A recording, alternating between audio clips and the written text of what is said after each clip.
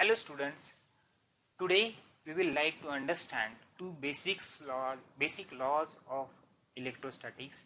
First is the well-known Coulomb's law and second is the most basic one is the Gauss law. Let us start. Coulomb's law we have seen since the standard 7th or 8th. It gives the force between two charges separated by a distance.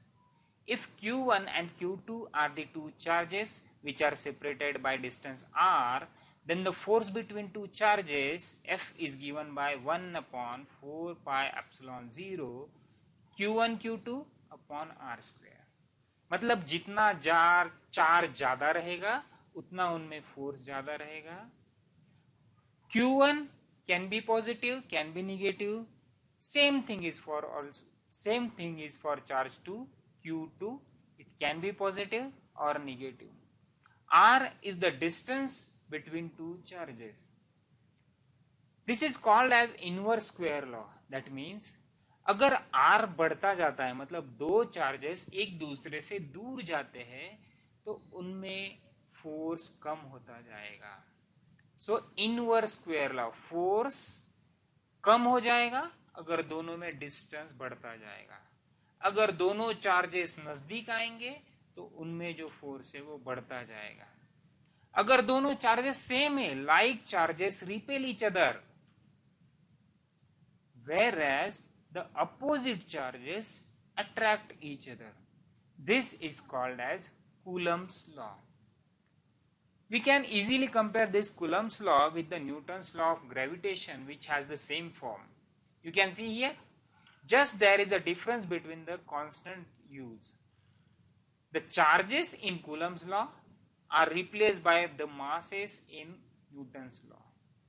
This 1 upon r square dependence remains same in Coulomb's law as well as Newton's law of gravitation. Have you came across a concept of line of force? Surely you must have. These line of force are the imaginary lines along which the forces of the charges are acting. First A figure में आप देखोगे तो both charges are positive. Both charges are positive. The lines of force are coming out from the charges, and since both positive charges are present, these lines are moving away from the other positive charge. That is what we say, the positive charges are repelling each other. On the contrary, on the right hand side, which is figure number B, a plus and minus charge is there. So the line of force is starting from plus charge and it is culminating at minus charge. So this is what is happening when two opposite or equal charges are present. So this line of force move forward and culminate into a new concept which is called as electric flux. This is very key concept. Electric flux phi is the number of lines of force crossing per unit area per unit time. हमने concept देखा electric line of force, एक unit area से unit time में कितनी lines जाती है उसे बोलेंगे हम electric flux. This is very important concept. So line of force, electric flux, and from these two concepts comes the Gauss law. What is the statement of Gauss law?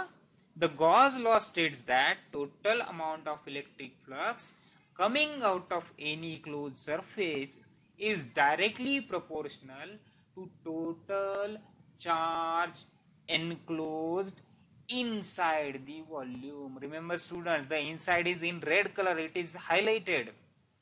So phi is the total flux, it is equal to Q upon epsilon 0, where capital Q is the total charge enclosed, epsilon 0 is the permittivity of free space.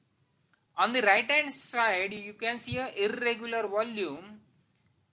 उसके अंदर है charges Q2, Q3, Q5, बाहर है charges Q1, Q4, Q6 and Q7. What the Gauss law is stating? Gauss law states that total electric flux coming out of this volume is dependent upon the charge enclosed inside the volume.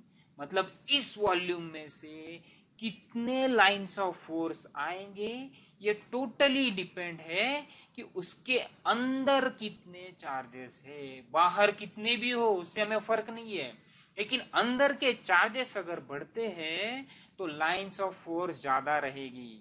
Lines of force ज्यादा रहेगी मतलब उस volume में से ज्यादा electric flux बाहर आएगा। So this is very simple but very key law in electrostatics. So I hope you have got both laws. Thank you for your time. You can revise this with various animations available on the YouTube. Thank you.